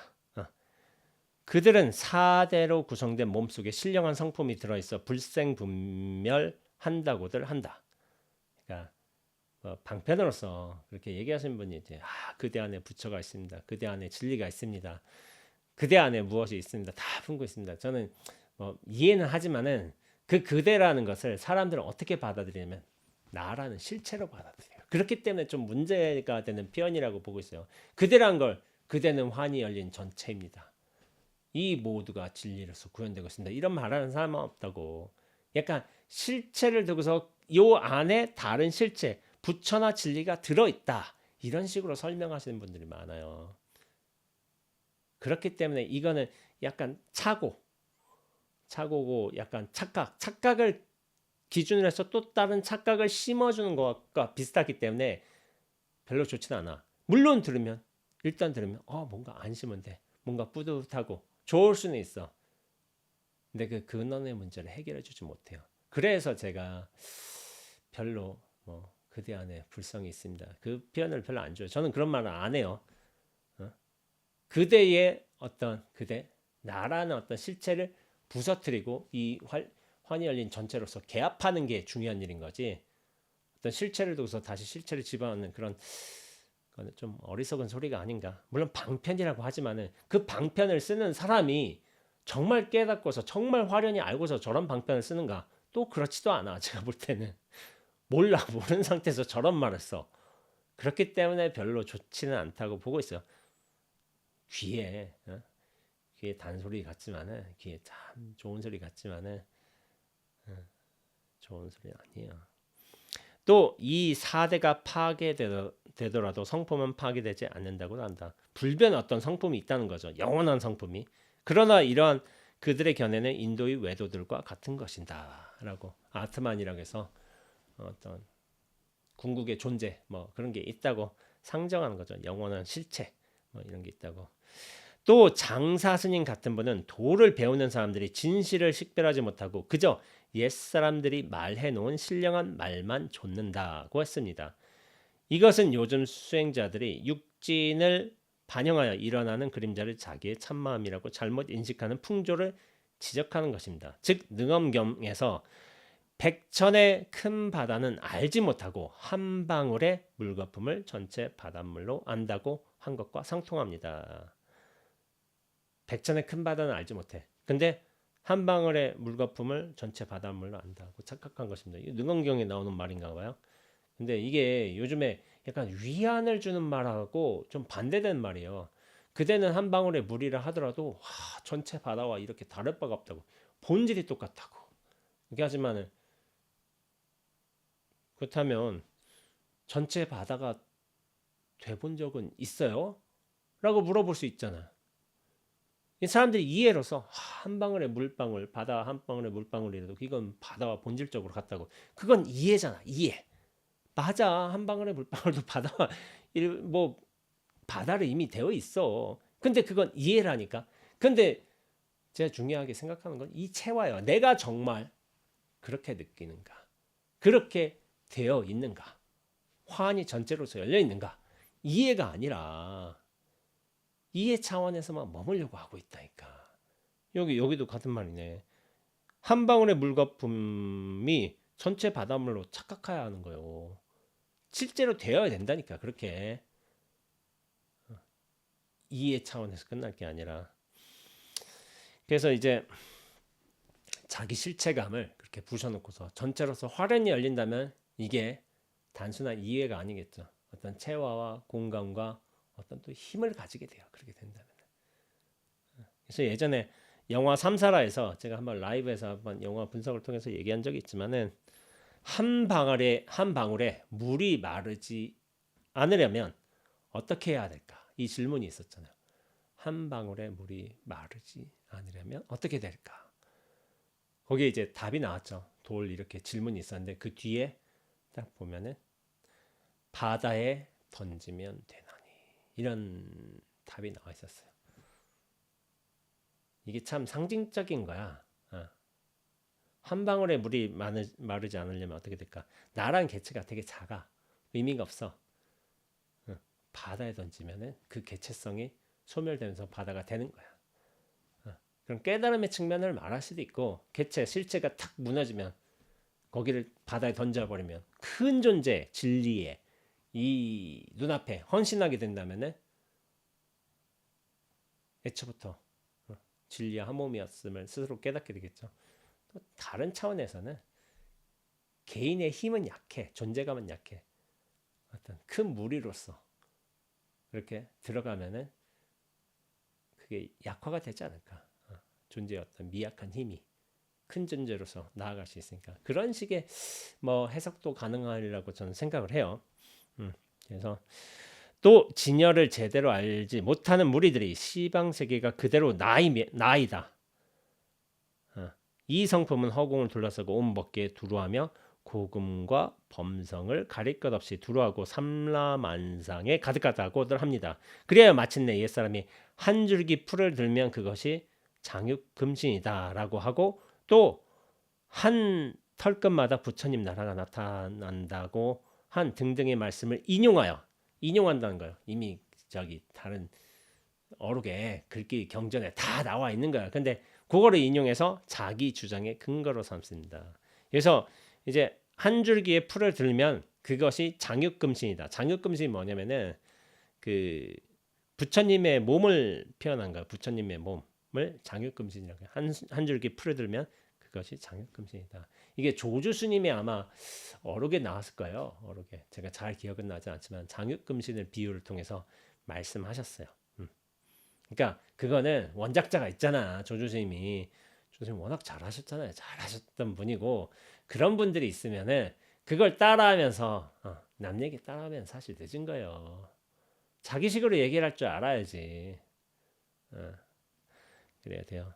그러나 아무리 음식에 대해 말하더라도 배는 역시 고픈 것이며 의복에 대해 말하더라도 추위를 막을 수는 없습니다. 이게 뭐냐면은 알매일만 있기 때문에 체득체화의 일이 없기 때문에 체득체화가 된다면은 전체를 품어요. 이미 전체를 품고 있어. 거기서 무언가를 얻고 이름이 중요하지 않아요. 나라는 실체에 갇혀 있다면은 내가 무언가를 얻고 이름으로써 이렇게 무언가 생기고 부족하고 될 뿐이지만은 이 전체로서 확장이 된다면 뭐냐면은 어둠도 분명하고 이름도 분명해.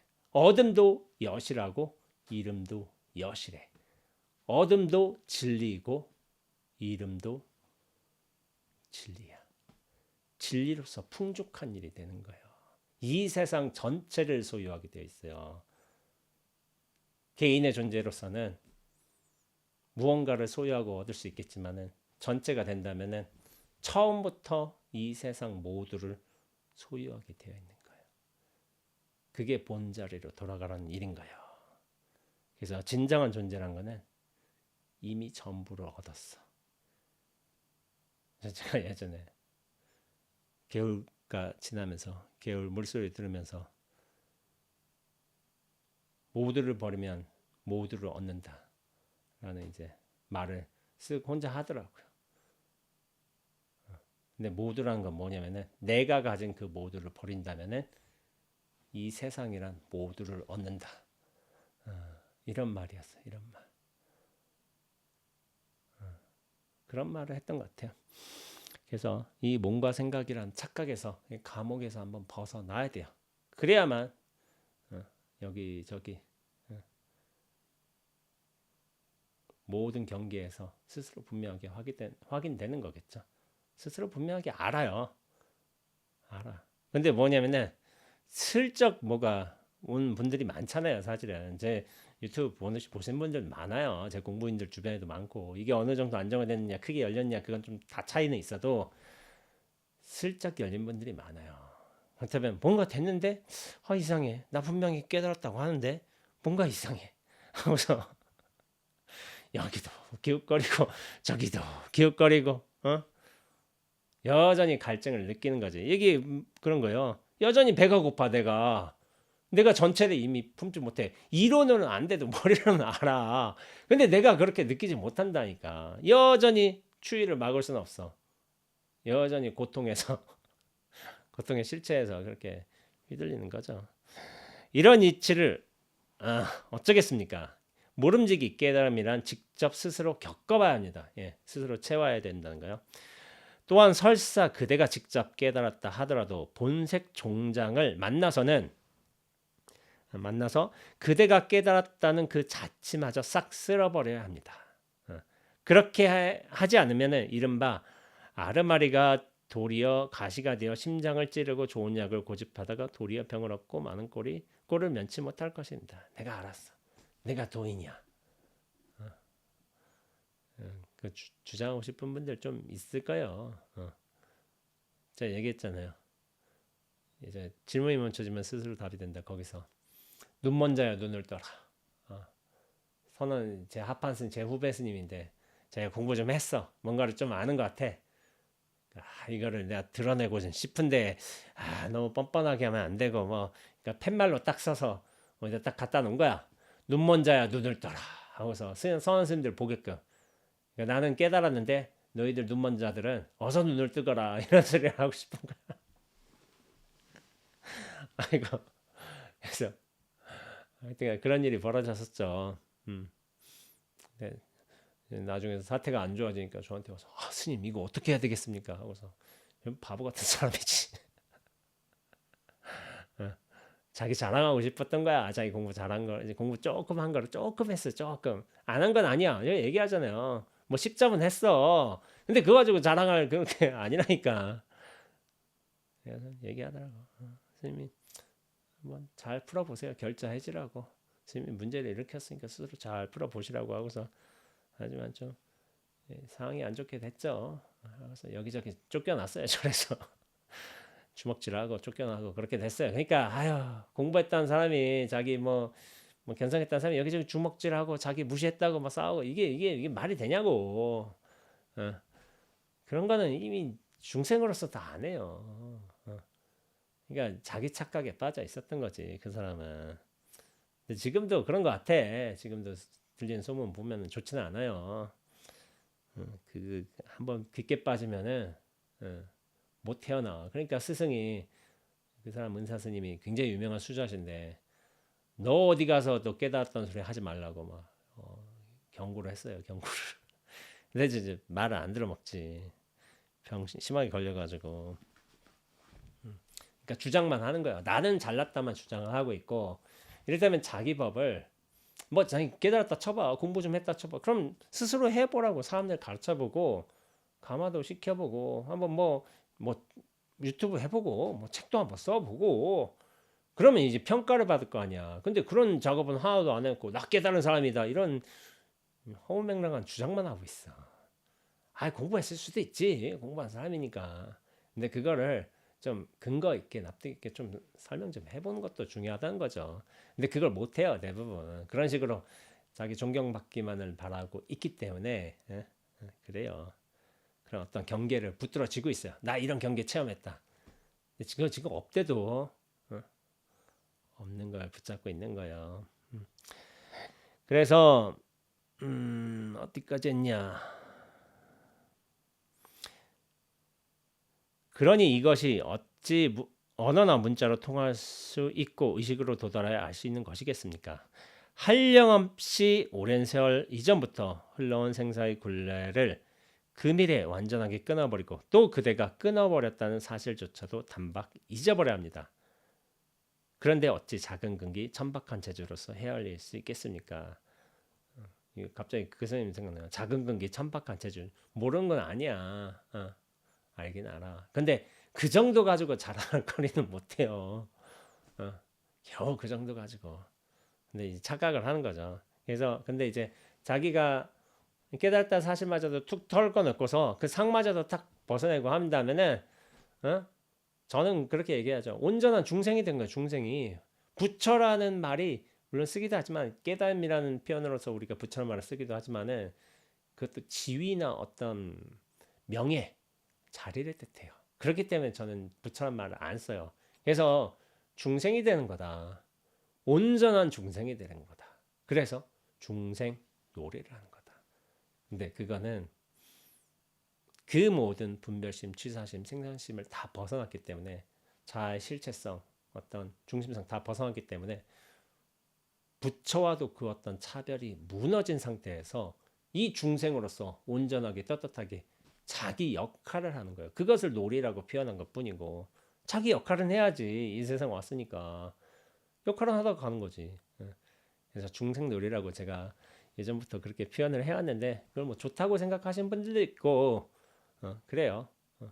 그 중생이란 거 그냥 일반적인 그 전도몽상에 빠져있는 중생이 아니라 온전한 중생이다. 이렇게 말씀드린 거죠. 내가 이렇게 말한다고 정말로 그대의 미혹을 더욱 부채질하려는 것이 아닙니다. 그대가 생사의 굴레에서 헤매는 것이 너무도 애통해 간절한 마음으로 이러는 것일 뿐입니다. 그러나 참선을 그저 말로만 하려는 자들이 중요해요. 말로만 하려는 자들이 얼굴을 돌려 나에게 침을 뱉는다 한들 또 무슨 할 말이 있겠습니까? 그렇죠.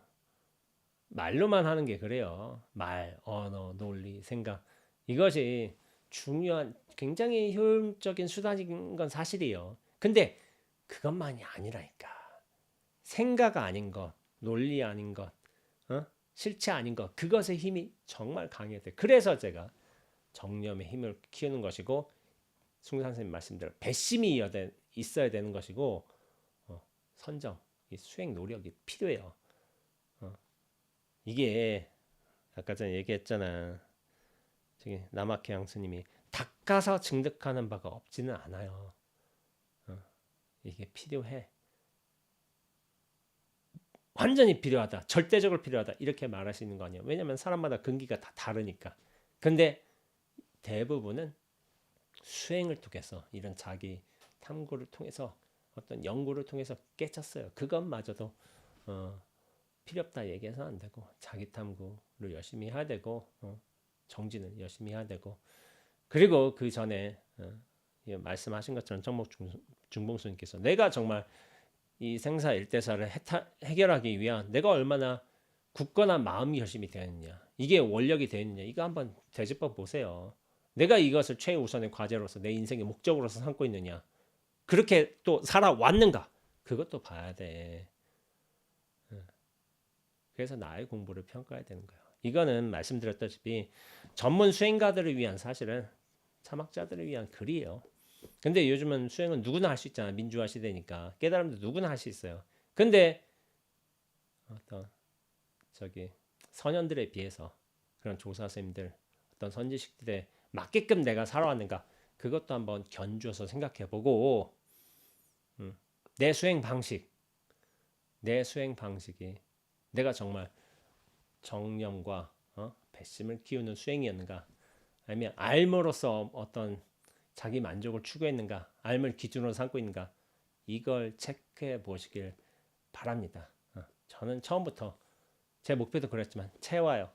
체화가 목적인 것이지 체화가 처음부터 목적이었어요. 알을 배우고 난 다음에 체화한다. 아니요. 이게 처음부터 목적이어야 되고 끝까지 목적이어야 돼요.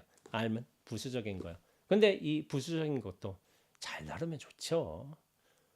제가 말을 잘하는지는 모르겠지만 그렇게 저는 말을 잘한다고 생각은 안 들어요.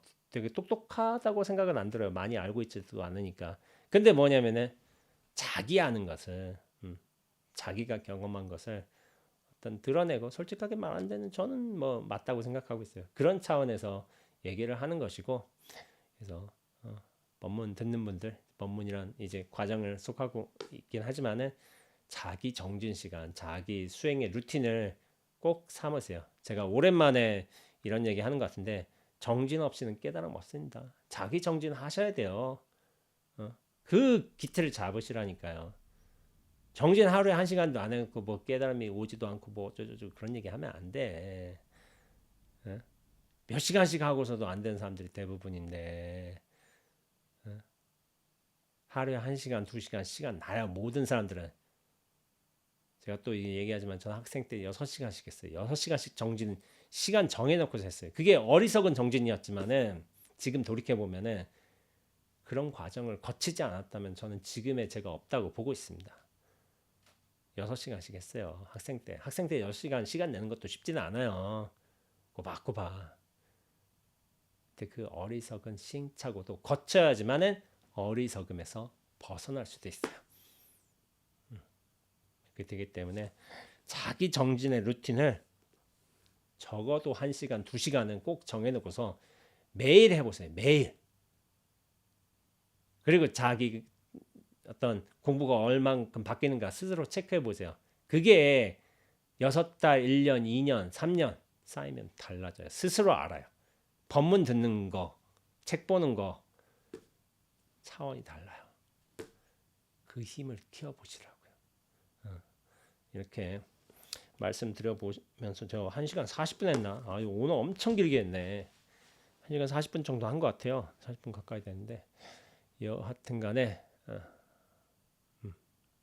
정진 열심히 해보시라는 아주 단순하고 명쾌한 결론을 내리면서 이번 스토리텔링 마치도록 하겠습니다.